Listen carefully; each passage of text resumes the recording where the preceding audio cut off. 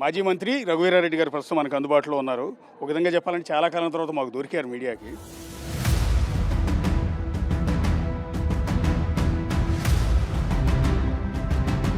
చాలా ఏళ్ల క్రితం మిమ్మల్ని ఇంటర్వ్యూ చేశాం. ఆ రోజు ఉన్న కాంగ్రెస్లో మిమ్మల్ని చూసాం, మిమ్మల్ని కలిసేవాళ్ళం. మళ్ళీ చాలా ఏళ్ల తర్వాత మిమ్మల్ని కాంగ్రెస్ పార్టీలో చూస్తున్నాం. 4.5 సంవత్సరాలు నేను లీవ్ తీసుకున్నా. సోనియా గాంధీ గారితో, రాహుల్ గాంధీ గారితో చెప్పి మా ఊళ్ళో దేవస్థానం పురాతనమైంది, 1200 సంవత్సరాల క్రితం ఉన్నటువంటి దేవాలయాన్ని మళ్ళీ రెనోవేట్ చేసి కొత్త దేవాలయాలు నిర్మాణం చేయడానికి లీవ్ తీసుకున్నా. మళ్ళీ యాక్టివ్ అయినా. అంటే కాంగ్రెస్ పార్టీకి అత్యంత పరీక్షాకాలం, అత్యంత కష్టకాలంలో ఉన్న టైంలో మీరు లీవ్ లెటర్ పెట్టారు. 4.5 ఏళ్ల లాంగ్ లీవ్ ఎట్లా ఇచ్చారు మీకని? అంటే మీలాంటి కీలకమైన నేతకి నాకు బాధ్యత ఉండింది. పక్క కుటుంబ బాధ్యత, గ్రామ బాధ్యత. ఎంత మనం ప్రపంచంలో ఎంత చేసినా కూడా మన ఊరికి చేయాల్సినటువంటి బాధ్యత ఉంది కాబట్టి చేయాల్సి వచ్చింది. తీసుకున్నా. యాక్చువల్గా నేను రిటైరే కావాలనుకున్నాను. రాహుల్ గాంధీ గారికి జరిగినటువంటి హ్యూమిలియేషన్, ఆ కేసులు లేదా సభ్యత రద్దు చేయడము, ఇల్లు వెకేట్ చేయడం, దాంతో కలత చెంది ఇది సరైన సమయం కాదు రిటైర్ అవ్వడానికని పోస్ట్పోన్ చేసుకున్నాను. మళ్ళీ ఇప్పుడు ఎన్నికలు కూడా వచ్చినాయి కాబట్టి మన కర్ణాటక ఎలక్షన్స్ తర్వాత, తెలంగాణ ఎలక్షన్స్ తర్వాత ఇప్పుడు మళ్ళీ యాక్టివ్ అయినా. మళ్ళీ మీలాంటి వాళ్ళు కాంగ్రెస్ పార్టీలో కనపడుతూ ఉంటే, మీలాంటి పెద్ద తలకాయలు కాంగ్రెస్ పార్టీలో మళ్ళీ తిరుగుతూ ఉంటే, కాంగ్రెస్ పార్టీ కార్యకర్తలకి ఇప్పుడు మేము అనుకున్న నేతలందరికీ ఎనలేని బూస్టప్ కనపడుతుంది. చాలా కాలం తర్వాత మళ్ళీ కాంగ్రెస్ పార్టీకి ఉత్సాహం కనిపిస్తుంది. కానీ ఆ మధ్యకాలంలో వచ్చిన గ్యాప్ వల్ల తీవ్రమైన నష్టం జరిగిందేమో మీలాంటి వాళ్ళు లేకపోవడం వల్ల. అలా ఏమి కాదు, అది ఒక లల్ పీరియడ్ అనుకోవాలి.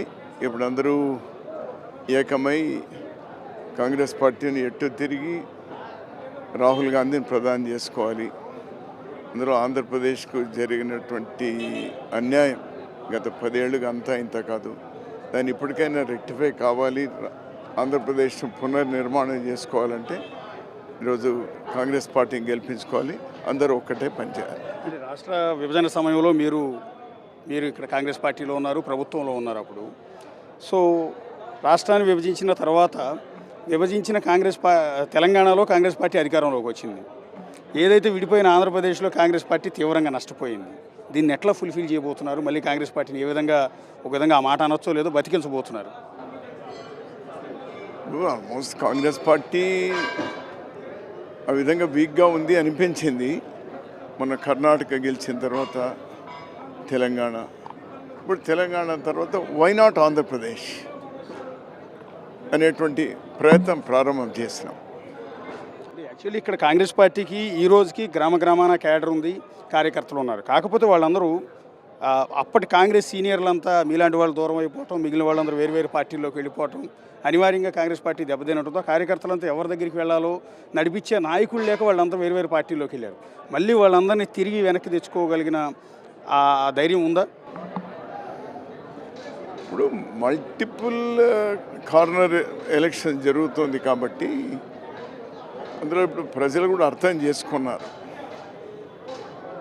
4 పార్టీలు, Bharatiya Janata party, Jagan party, Telugu Desam, Pawan party, ఆ 4 చేరి వాళ్ళ స్వార్థానికే చూసుకుంటున్నారు. కానీ ఆంధ్ర రాష్ట్రాన్ని పణంగా పెట్టారు అనేటువంటి రియలైజ్ అయినారు. మళ్ళీ కోపతాపాలు ఉండింది కాంగ్రెస్ మీద, ఇప్పుడు తగ్గుముఖం పట్టింది. ప్రజలు కూడా అర్థం చేసుకుంటూ ఉన్నారు.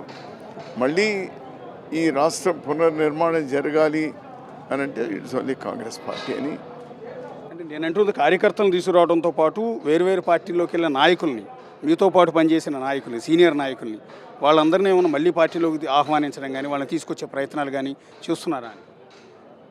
ప్రత్యేకంగా అటువంటి ఎఫర్ట్స్ పెట్టడం లేదు. కానీ ఎందుకంటే ఎవరు మట్టుకు వాళ్ళు సెట్ అయిపోయి ఉన్నారు.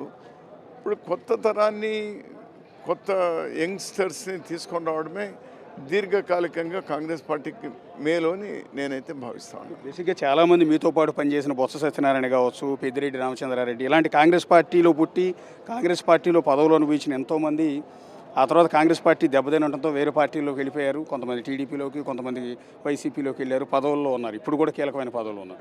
మీరు మాత్రం ఎందుకు త్యాగం చేశారు అని. మీరు ఆ రోజు కావాలనుకుంటే కాంగ్రెస్ పార్టీ దెబ్బతిన్నప్పుడు రఘువీరారెడ్డి ఏదో ఒక పార్టీలోకి వెళ్తే ఈరోజు చాలా మంచి పొజిషన్లో ఉండేవారు కదా. అంటే ఆ కమిట్మెంట్తో ఎందుకు, ఆ డెడికేషన్తో ఈ పార్టీలోనే ఉండిపోయారు అని. కాంగ్రెస్ పార్టీ చాలా ఇచ్చింది. ఈరోజు ఏదైనా 10 మందికి నా పేరు తెలుసు అని అంటే it's all because of Congress party. 7 సార్లు కాంగ్రెస్ పార్టీ ఎమ్మెల్యేగా టికెట్ ఇచ్చింది, డిస్ట్రిక్ట్ కాంగ్రెస్ ప్రెసిడెంట్ చేసింది, పీసీ ప్రెసిడెంట్ చేసింది, 12 సంవత్సరాలు మంత్రిగా చేసింది, ముఖ్యమైనటువంటి పోర్ట్ఫోలియోలు ఇచ్చింది. ఈరోజు ఏఐసిసిలో సిడబ్ల్యూసి ఇంకెంత ఇస్తుంది ఒక పార్టీ, ఒక మనిషికి. పార్టీకి ఏదైనా మేము తిరిగి ఇవ్వడమే తప్పనిస్తే పార్టీ నుంచి ఆశించడం లేదు. అందుకోసం నేను ఎలక్షన్లో పోటీ కూడా చేయడం లేదు.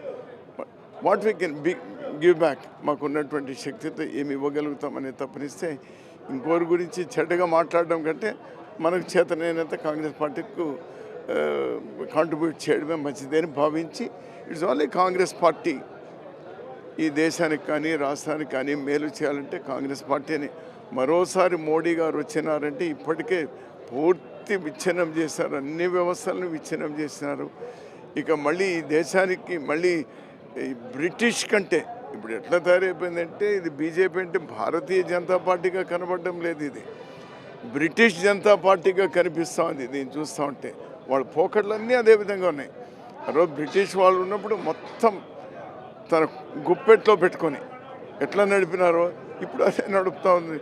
ఓన్లీ ఇద్దరు గుప్పెట్లో మొత్తం దేశం అంతా ఉంది. అది మంచిదా? Definitely not. ఈ దేశానికి స్వాతంత్రం ఆ రోజు ప్రాణత్యాగాలు చేసి, ఆస్తుల త్యాగాలు చేసి కాంగ్రెస్ పార్టీ ఆ రోజు తెచ్చింది అంటే అందరూ స్వేచ్ఛగా ఉండాలని. ఆ స్వేచ్ఛనే హరిస్తున్నటువంటి భారతీయ జనతా పార్టీ ఇంకోసారి రావడం మంచిది కాదు. అందరూ కలవాలి. నాకైతే అది 6th సెన్స్ అంటారా, లేకపోతే మరో విధంగా అంటారా, ఆ రోజు 2003లో ఏ విధంగా అయితే ఇండియా ఈ షైనింగ్ అని ఏ విధంగా పోయినారో ఇప్పుడు 370 వస్తాయి, 400 వస్తాయి, ఇవన్నీ కూడా ఏముండవు. వాళ్ళకు 200 సీట్లకు మించి బీజేపీకి రాదు అని నేనైతే అనుకుంటున్నాను. దీనికి భారత్ జోడో యాత్ర కలిసి వచ్చిందా? అంటే రాహుల్ గాంధీ గారు దేశవ్యాప్తంగా చేస్తున్న భారత్ జోడో యాత్ర బీజేపీని దెబ్బకొట్టడానికి, కాంగ్రెస్ పార్టీని రన్నింగ్లో పెట్టడానికి ఉపయోగపడింది అనుకుంటున్నారా? ఒకటి ఆ ఫ్యామిలీ, గాంధీ కుటుంబం ఏదైతే ఉందో ఆ రక్తంలోనే, ఆ జీన్స్లోనే, ఆ డిఎన్ఏలో అది ఉంది వాళ్ళకు. ఏ త్యాగాలకైనా ప్రాణత్యాగాలు చేసినటువంటి ఇందిరాగాంధీ, రాజీవ్ గాంధీ, 14 సంవత్సరాలు జైల్లో మగ్గినటువంటి జవహర్లాల్ నెహ్రూ, సోనియా గాంధీ గారికి ప్రధాని ఇస్తామని 2 సందర్భాల్లో అవకాశం వస్తే వద్దనడం, 2012లో రాహుల్ గాంధీ గారు ప్రధానమంత్రి తీసుకోండి అని స్వయాన ఆ రోజు మన్మోహన్ సింగ్ గారు చెప్తే వద్దనడం. అంతకంటే త్యాగాలకు నిదర్శనం ఏమేంటాను. ఈరోజు కూడా ఏదో ప్రధాని కావాలి, ఇంకోటి కావాలి అని కాదు. ఈరోజు మల్లికార్జున ఖర్గే గారిని ఏఐసిసి అధ్యక్షులుగా పెట్టి ఈరోజు అతని గైడెన్స్తో ఈరోజు నడుపుతా ఉన్నారంటే దేశం బాగుండాలి. ఆ దేశం బాగుండాలంటే ఒక్క కాంగ్రెస్ పార్టీతోనే ఈరోజు సాధ్యం కాదు అని కూడా ఇచ్చేసుకోం. మాకు ఏం విషయాలు లేవు. ఒక్క కాంగ్రెస్ పార్టీని ఈరోజు అంతా ఏదో బీజేపీని ఓడిస్తాము అనేటువంటిది కూడా కాదు.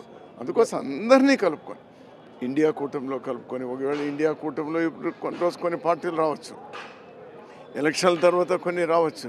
ఏదేమైనా కూడా అన్ని త్యాగాలకు తయారై కాంగ్రెస్ పార్టీ ఈరోజు మళ్ళీ బీజేపీను తరిమి కొట్టాలి, కాంగ్రెస్ పార్టీ రావాలి. కాంగ్రెస్ పార్టీ భావస్వరూపం ఉన్నటువంటి పార్టీలన్నీ కూడా ఏకం కావాలి అనుకోవడం. పర్టికులర్గా ఆంధ్రప్రదేశ్లో ఎన్ని స్థానాల్లో ఎన్నికల్లో పోటీ చేయబోతూ ఉన్నారు? ఈ ఊపు చూస్తుంటే చాలా కనపడుతుంది. చాలామంది నాయకులు కూడా ఈసారి పోటీ చేయడానికి సిద్ధంగా ఉన్నారు. ఇవాళ నరహరి సిటీ గారు లాంటి వారు ఇప్పటివరకు అసెంబ్లీ గడప తొక్కలేకపోయారు. సో వాళ్ళందరూ కనీసం ఇప్పుడైనా సరే వాళ్ళు పార్టీని అంటిపెట్టుకుని అలాగే ఉండిపోయారు కమిట్మెంట్తో. పదవులు ఏమీ లేవు, ఏమీ లేకపోయినా కాంగ్రెస్ పార్టీ అంటే ఉన్న ప్రేమతో అలా అంటిపెట్టుకుని ఉన్నారు. సో వీళ్ళందరూ ఎంతమందికి అవకాశం ఇవ్వబోతున్నారు? అంటే ఎన్ని స్థానాల్లో పోటీ చేయబోతున్నారు? ఇప్పటికే 1100 అప్లికేషన్లు వచ్చినాయి.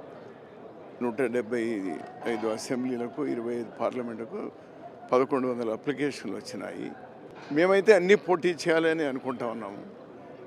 మా వాళ్ళు ఎక్కడ నిరుత్సాహపరచకూడదు అనుకుంటున్నాం. మీరు చెప్పినట్టు పాపం చాలా కష్టకాలాల్లో నిలబడ్డారు, వాళ్ళకే ప్రాధాన్యత ఇవ్వాలనుకుంటున్నాము. ఈ మధ్యనే కమ్యూనిస్టులు కూడా కలిసి పోటీ చేద్దామంటున్నారు. కమ్యూనిస్టే కాకుండా ఇంకా కొంతమంది కలిసి పోటీ చేద్దామంటున్నారు. ఇప్పటికే సిడబ్ల్యూసీలో ఒక తీర్మానం తీసుకున్నాం.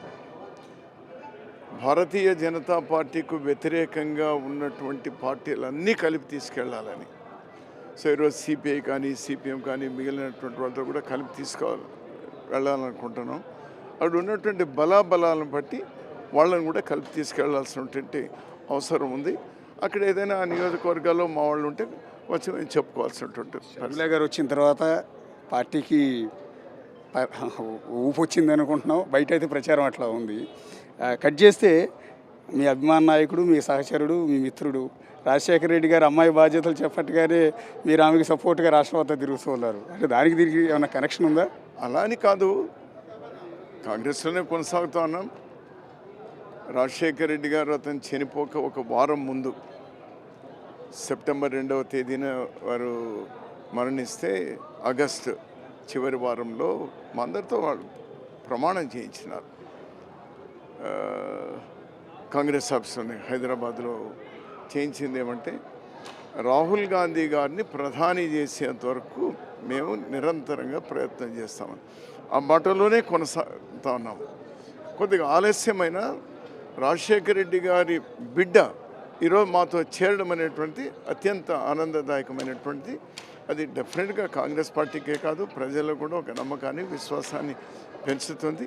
మాకు బాధ్యత ఉంది. ఆ రోజు రాజశేఖర రెడ్డి గారు మేము కలిసి పనిచేస్తాం. వాళ్ళ అమ్మాయి వచ్చింది.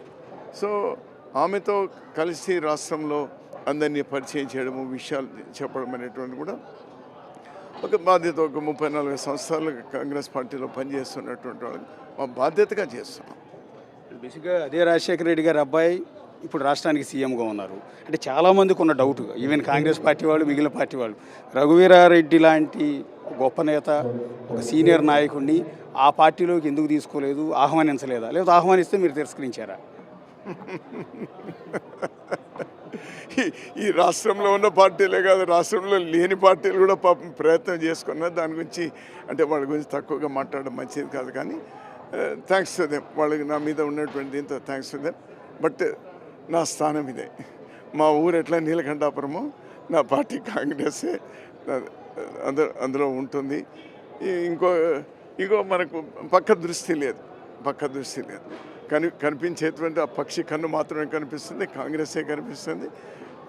కాంగ్రెస్ ద్వారా ప్రజలకు మేలు జరుగుతుంది అని విశ్వసించేటువంటి. ఇప్పుడు ఎప్పుడైతే మీరు మళ్ళీ రియాక్టివ్ అయ్యారో, యాక్చువల్లీ మీరు కాంగ్రెస్కి దూరంగా అంటే మీరు నీలకంఠాపురానికి పరిమితమై టెంపుల్ కట్టి అక్కడ ఉన్నప్పుడు మిమ్మల్ని ఎవరు పట్టించుకోలేదు, మీ పైన విమర్శలు చేయలేదు. ఎప్పుడైతే మీరు షర్మిల గారితో కలిసి పార్టీని యాక్టివేట్ చేసే క్రమంలో తిరుగుతూ ఉంటే, మీతో పాటు కలిసి పనిచేసిన పాత సన్నిహితులు పెద్దిరెడ్డి రామచంద్రారెడ్డి లాంటి వాళ్ళు విమర్శలు చేస్తూ ఉన్నారు. చాలా ఘాటైన విమర్శలు. ఎంతంటే మీ మనసును వచ్చుకోవచ్చు, కానీ పుట్టపర్తి సత్యసాయిబాబా చనిపోతే ఆయన డబ్బులన్నీ లారీల్లో మీరు తరలించారు అన్న ఆరోపణ కూడా మీ మీద చేస్తూ ఉన్నారు. ఇవన్నీ విన్నప్పుడు బాధ అనిపించట్లా? సహజం, బాధ ఏం లేదు. ఎందుకంటే నేను 9 సంవత్సరాల వయసు నుంచి నేను రాజకీయాల్లో ఉన్నటువంటి వాడిని. ఇది బాధపడాల్సినటువంటి అవసరం లేదు, ఇంకోటి అవసరం లేదు.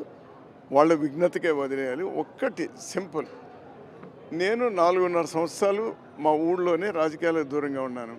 ఏమని మాట్లాడతారు? మాట్లాడరు. నా తోటలో ఒక మామిడి చెట్టు ఉంది, దానికి వచ్చి ఒకటి రాయి వేయడు కదా. అదే మెయిన్ రోడ్లో ఒక మామిడి చెట్టు ఉంది, ఎవడైనా రాయేస్తాడు. సో నేను ఇప్పుడు రోడ్లో ఉన్నటువంటి నిన్న మొన్నటి దాకా నేను నా పొలంలో ఉన్నటువంటి మామిడి చెట్టుని ఇప్పుడు రోడ్లోకి వచ్చినా కాబట్టి తప్పకుండా రాళ్ళు వేస్తారు, వేసుకొని. ఆ చెట్టుకు పళ్ళు కూడా కనపడుతున్నాయి ఇప్పుడు. రాళ్ళు తాగి దాన్నే తింటారు. దాని ద్వారా వాళ్ళకి ఏమైనా లబ్ధి కలిగితే కరగని. సర్వే జన సుఖినో భవంతు. ఇప్పుడు పక్క రాష్ట్రంలో మీ పార్టీ కాంగ్రెస్ పార్టీ అధికారంలోకి వచ్చింది. సో బీఆర్ఎస్ని ఓడించి మరీ బీజేపీని ఎదుర్కొని మరీ అక్కడ కాంగ్రెస్ పార్టీ అధికారంలోకి వచ్చింది. మీ దృష్టితో మీరు అక్కడ అదే రాష్ట్రానికి మీరు గతంలో ఉమ్మడిగా ఉన్నప్పుడు అదే తెలంగాణకు మీరు కూడా మంత్రిగా పనిచేస్తున్నారు. ఇప్పుడు రేవంత్ రెడ్డి పరిపాలన చూస్తుంటే ఏమనిపిస్తుంది మీకు? చాలా బాగుంది. నా స్నేహితుడు చాలా మంచి పరిపాలన, అందరినీ కలుపుకొని, ఇంకా చిన్న వయసు అయినా కూడా బాగా మెచ్యూర్డ్గా వెళ్తున్నాడు. పార్లమెంట్ ఎలక్షన్స్లో రిఫ్లెక్షన్ కనిపిస్తుంది కూడా. 10-12 సీట్లు గ్యారంటీ అక్కడ పార్లమెంట్ సీట్లు కూడా గెలుస్తారు. ఇప్పుడు సొంత అన్నా చెల్లెల మధ్య ఒక యుద్ధం జరుగుతుందండి. ఇదే పార్టీ నుంచి వెళ్ళిన జగన్ గారు పార్టీ పెట్టి అధికారంలోకి వచ్చారు, సీఎంగా ఉన్నారు. ఇప్పుడు ఆయన మీదే ఆయన సొంత చెల్లెలు షర్మిల గారు కాంగ్రెస్ పార్టీ ఏదైతే బేస్ పార్టీ ఉందో ఆ పార్టీ నుంచి ఆవిడ అధ్యక్షురాలుగా బాధ్యతలు చేపట్టి అన్న మీద యుద్ధం చేస్తుంటే నిన్న ఆవిడ ఒక పోరాటం నిరసన కార్యక్రమంలో భాగంగా వెళ్తుంటే పోలీసులు ఈడ్చుకుంటూ తీసుకెళ్లారు, అరెస్టులు కూడా చేశారు. ఎట్లా చూస్తారు దీన్ని అంతా కూడా మీరు? ఒక ఇష్యూ బేస్డ్ మీద వెళ్తూ ఉన్నప్పుడు ప్రభుత్వాలకు ఎప్పుడైతే వాళ్ళ దగ్గర సమాధానం లేదో, ఎప్పుడైతే ప్రజలకు సమాధానం చెప్పలేనటువంటి పరిస్థితులు ఉన్నారో, మాట తప్పినామంటున్నారో, దాన్ని కవర్ చేసుకోవడానికి చేస్తున్నటువంటి ప్రయత్నం. ఆఫ్టర్ ఆల్ మనం చేసినటువంటి మా యూత్ కాంగ్రెస్ వాళ్ళు, లేకపోతే ఎన్ఎస్ఏ వాళ్ళు, ఈ డిఎస్సికి సంబంధించి లేకపోతే నిరుద్యోగులు ఎవరైతే ఉన్నారో, అయ్యా ప్రతి జనవరి 1వ తేదీ జాబ్ క్యాలెండర్ రిలీజ్ చేస్తామన్నారు, మీరు మెగా డిఎస్సి చేస్తామన్నారు, అవి ఏమైనాయి అని ముందే ప్రకటించి, ఇదే ఆకస్మికంగా కూడా మేము సెక్రటేరియట్కి వెళ్ళి ఒక రిప్రజెంటేషన్ ఇవ్వాలి. సరే ఒప్పుకుంటే సీఎం తీసుకుంటాడు, సీఎం లేకపోతే ఎవరన్నా సీనియర్ మంత్రి తీసుకోండి, ఎవరు లేదంటే అక్కడ చీఫ్ సెక్రటరీ తీసుకుంటారు. అది పద్ధతి. ఇదేం కొత్తగా వస్తున్నటువంటి కాదు, 70 సంవత్సరాలుగా ఎక్కడైనా వస్తున్నటువంటి. కనీసం అక్కడ వదలకుండా గతంలో మేము కూడా ప్రభుత్వాలు చేసాం, వేల మంది లక్షల మంది వచ్చినా కూడా ఫైనల్గా మేము చెప్తున్నటువంటి సరే మీరు ఒక ప్రతినిధి బృందం రండి, ఒక 10 మంది, ఆ ప్రయత్నమైనా చేయాలి కదా. ఎందుకు చేయలేకుండా పోయినారు అంటే మాట తప్పినారు. సో నిరుద్యోగ యువకుల్లో బాగా వ్యతిరేకత పేర్కొన్నది, దానికి సమాధానం చెప్పలేకుండా ముఖం చాటేసేటువంటి ప్రయత్నం, అందులో అరెస్ట్ చేయడం, ఇదంతా కూడా వాళ్ళకి మళ్ళీ దాని ద్వారా నష్టం ఎంత జరుగుతుంది అనేటువంటి భవిష్యత్తులో తెలుస్తుంది. షర్మిల గారిని అసలు రాజశేఖర రెడ్డికే పుట్టలేదు అంటూ చాలా దారుణమైన విమర్శలు చేస్తున్నారు. సోషల్ మీడియాలో కావచ్చు, వాళ్ళ సోషల్ మీడియాకి సంబంధించిన కొంతమంది మహిళల చేత తిట్టించడం కావచ్చు. ఒక రాజశేఖర రెడ్డి బిడ్డను ఉద్దేశించి ఈ రకమైన కామెంట్స్ చేస్తుంటే, అదే రాజశేఖర రెడ్డికి అత్యంత ఆత్మీయుడైన మీరు ఇప్పుడు ఈరోజు రాజశేఖర రెడ్డి గారి ప్లేస్లో మీరుండి తండ్రి స్థానంలో ఉండి షర్మిల గారిని నడిపిస్తూ ఉన్నారు. ఏమనిపిస్తుంది ఆవిడ అంటూ ఉంటే? ఒకటి, ముఖ్యమంత్రి అతను బాధ్యత తీసుకోవాల్సి ఉండింది. చాలా బాధ కలిగేటువంటి అంశం ఏమంటే ఆ పార్టీ వాళ్ళే ఇవన్నీ చేస్తున్నటువంటి, ఆ పార్టీ వాళ్ళు, ఆ పార్టీ సానుభూతి పరులే ఇవన్నీ చేస్తూ ఉన్నారు. దాన్ని కంట్రోల్ చేయకపోవడం అనేటువంటి చాలా తప్పు చేస్తూ ఉన్నారు. ఇది ఏమాత్రం సరైనటువంటిది కాదు. కేవలం నా ఎస్సీలు, నా ఎస్టీలు, నా బీసీలు, నా మైనారిటీలు, నా ప్రజలు, నా చెల్లెలు అనేది ఒక్క క్షణం కూడా గుర్తుకు రాకపోవడం అనేటువంటి ఇది. నేను ఆమె జతను 2 రౌండ్లు ఇప్పటికే స్టేట్ అంతా తిరిగా, ఎక్కడ కూడా పర్సనల్గా ముఖ్యమంత్రి గారి మీద మాట్లాడలేదు. ముఖ్యమంత్రి హోదాలో కూర్చున్నారు కాబట్టి డెఫినెట్గా ప్రశ్నిస్తుంది. ఎందుకు డిఎస్సి చేయలేదు, ఎందుకు హంద్రీనివా పూర్తి చేయలేదు, ఎందుకు ప్రత్యేక హోదా తీసుకొని రాలేదు, ఎందుకు పోలవరం నిర్మాణం చేయలేదు, ఎందుకు ప్రైవేటైజ్ అయిపోతూ ఉంటే స్టీల్ ఫ్యాక్టరీ ప్రైవేటైజ్ అయిపోతా నియంత్రించలేకుండా పోతున్నారు అని అడగకూడదా? తప్ప అదేం బూతుల మాదిరి కనిపిస్తుందా మీకు? కాదే. అది మాట్లాడుతూ ఉన్నప్పుడు వాటికి సమాధానం చెప్పాలి, లేదు వాటిని మేము చేస్తున్నామని చెప్పాలి, చేస్తామని చెప్పాలి, ఇలా సర్దిద్దుకోవాలి. తప్పనిస్తే ఎక్కడ కూడా పర్సనల్ మాట. ఇంకొకటి ఏమంటే నా అబ్జర్వేషను, మేమందరం కూడా ఈరోజు ఉన్నటువంటి షర్మిలా రెడ్డి గారితో పాటు అందరు కూడా, ఆమె ఇన్ పర్టికులర్, రాష్ట్రానికి జరుగుతున్నటువంటి అన్యాయంలో జగన్ పార్టీ ఎంత అన్యాయం చేస్తూ ఉందో తెలుగుదేశం కూడా అంతే అన్యాయం చేసింది అనేటువంటి మాట్లాడుతున్నాం. అన్ఫార్చునేట్లీ తెలుగుదేశానికి మద్దతుగా ఉన్నటువంటి పేపర్లు, టీవీలన్నీ కూడా కేవలం జగన్ పార్టీకో లేకపోతే ఆ ప్రభుత్వానికి వ్యతిరేకంగా ఉన్నది మాత్రమే వాళ్ళు చూస్తున్నారు, రాస్తున్నారు. జగన్ పార్టీకు అనుకూలంగా ఉన్నటువంటి టీవీలు, పేపర్లు ఏవైతే ఉన్నాయో అవి చంద్రబాబుకు వ్యతిరేకంగా లేకపోతే టీడీపీకి వ్యతిరేకంగా, టీడీపీ ప్రభుత్వానికి వ్యతిరేకంగా మాట్లాడాను వాళ్ళు రాయడం లేదు. అందుకోసం ఏమైతే కనిపిస్తుందో ఇదే నిజమని చాలామంది అనుకుంటా ఉన్నారు. అక్కడ ఒక థిన్ లేయర్ ఏదైతే ఉందో అది. సో వీళ్ళు 2 రాసింటే ఎవరు టీడీపీకి అనుకూలంగా ఉన్నటువంటి పత్రికలు, టీవీలు ఈమె మాట్లాడుతున్నటువంటి మేము మాట్లాడుతున్నటువంటి అన్నీ రాసి చూపించినా ఇబ్బంది లేదు. లేదు అవతల జగన్ పార్టీకి సంబంధించినటువంటి పేపర్లు, టీవీలు చంద్రబాబు మీద మాట్లాడుతున్నటువంటి చూపించినా ఇబ్బంది లేదు. అన్ఫార్చునేట్లీ మాకు ఏవీ లేవు, మాకు అనుకూలము లేదు, వ్యతిరేకం లేదు, అట్లా అయిపోయినా ఇట్స్ ఆల్ రైట్. సో అది ఆమె ఎక్కడ కూడా పర్సనల్గా ఇంతవరకు మాట్లాడలేదు. ముఖ్యమంత్రి గారు నేనైతే ఎప్పుడో ద ఫస్ట్ డేనే చెప్పినాను, అయ్యా ఒకే కుటుంబంలో 2-3 పార్టీలో ఉన్నటువంటి వాళ్ళు కోకొల్లలు ఉన్నారు, దాన్ని అంత పర్సనల్గా తీసుకోవాల్సినటువంటి అవసరం లేదు. ఆమె నమ్మింది. ఆమె ఏమి ఈరోజు చెప్పొచ్చింది, మా నాన్నగారు చివరి కోరిక రాహుల్ గాంధీ గారిని ప్రధాని చేయాలి. మీరు కూడా జగన్మోహన్ రెడ్డి గారు కూడా అదే మాట అన్నారు కదా. జగన్మోహన్ రెడ్డి గారు కూడా కాంగ్రెస్ పార్టీకు రాజీనామా చేసే కంటే ముందు మా నాన్న చివరి కోరిక రాహుల్ గాంధీ గారిని ప్రధాని చేయాలి అనేది అన్నారు కదా. మరి ఏం తప్పు ఉంది అని అంటాను. ఏమంటుంది, నేను కాంగ్రెస్ పార్టీ ఒక్కటే ప్రత్యేక హోదా ఇస్తుంది, లేదా మీ రాష్ట్రానికి మేలు జరుగుతుంది అని నమ్ముతా ఉన్నాను. తప్పేముంది? బీజేపీకు మీరు అడిగేది కూడా మానేస్తున్నారు కదా ఇప్పుడు. So she on right path. Sharmila Reddy గారు షీఈ్ ఆన్ రైట్ పాత్. ఆమె కాంగ్రెస్ పార్టీ రక్తం, రాజశేఖర రెడ్డి గారి రక్తం. ఆమె కాంగ్రెస్ పార్టీ డిఎన్ఏ, రాజశేఖర రెడ్డి గారి డిఎన్ఏ. సో రాజశేఖర రెడ్డి గారిని కాంగ్రెస్ పార్టీని ఏ విధంగా విడదీయలేరో అదేవిధంగా ఈమె కూడా దో లిటిల్ లేట్ ఇప్పటికైనా వచ్చింది. We are very happy about that. చివరిగా ఒక ప్రశ్న అండి, చాలామంది ఎక్స్పెక్ట్ చేసేది మీరు ఎక్కడి నుంచి పోటీ చేస్తారు అని. అసలు చేస్తారా లేదా? లేదు, నేను పోటీ చేయను. ఎవరైనా పోటీ చేసేటువంటి వాళ్ళు నా చేతనేంతవరకు పోయి ఒక మంచి మాట చెప్పి ఏదైనా 4 ఓట్లు వాళ్ళు చేకూర్చేటువంటి ప్రయత్నం చేస్తాను. పార్టీకి సేవలు అందించడం అంతే.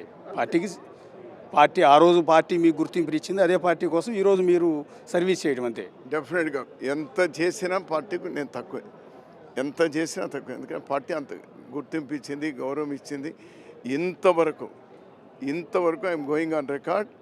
నేను ఎప్పుడు కూడా ఏ పదవి కూడా, పార్టీ పదవి కానీ, లేకపోతే టికెట్ల విషయంలో కానీ, లేకపోతే మంత్రి పదవులు కానీ, లేదా పోర్ట్ఫోలియోలు కానీ, ఇంకోటి కానీ ఇంతవరకు ఎప్పుడు నేను పార్టీని ఎప్పుడు అడగలేదు. వాళ్ళు ఈ పని చెయ్యంటే చేస్తున్నాను. ఇప్పుడు కూడా అదే చెప్పినా చేస్తున్నాను. Thank you sir. అది రఘువీర రెడ్డి గారితో స్పెషల్ ఇంటర్వ్యూ. ప్రస్తుతం ఆయన అయితే ఈసారి ఎన్నికల్లో ఎక్కడ కూడా పోటీ చేయటం లేదు, కేవలం పార్టీకి సేవలు చేయడానికి మాత్రమే వచ్చానని చాలా స్పష్టంగా చెప్తూ ఉన్నారు. కెమెరా పర్సన్ వేణుతో కలిసి అశోక్, బిగ్ టీవీ, అనంతపురం నుంచి.